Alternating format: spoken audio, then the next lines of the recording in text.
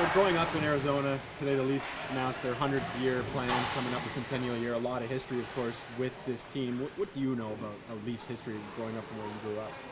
I mean, I know a little bit now that just being drafted and knowing and learning more about the organization. But it's obviously a very, very historical franchise. Original 6 teams, so it's pretty unique to be a part of it.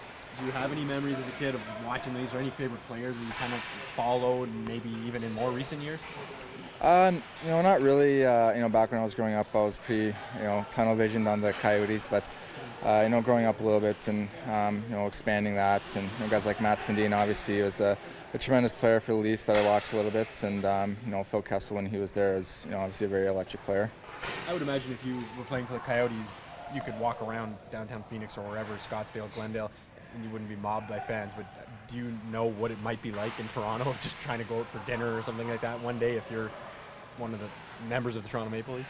Yeah, I guess so. It's a pretty big hockey market, so it comes with the territory. So it's something you have to embrace and kind of get used to. Are you glad that now that you're going to get into live scrimmages and actually play some games? Yeah, absolutely. Like I said, the last couple of days, just working on some fundamental things in puck protection, and now trying to kind of translate it into a game and a scrimmage tomorrow and Saturday. It's I think everybody's looking forward to it.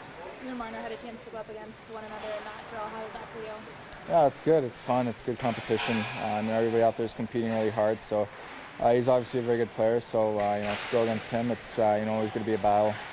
Have you thought about how much your life is going to change, and if it'll change you, becoming a superstar in a big hockey market like this? I'm trying not to get too far ahead of myself.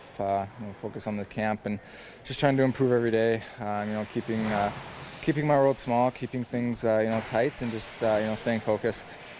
Auston, last week there were a bunch of kids across the street from me playing road hockey, and as kids do, they say, I want to be such and such, and they were arguing with each other about who got to be Auston Matthews. What does that mean to you when kids are looking up to you and they want to be like you already?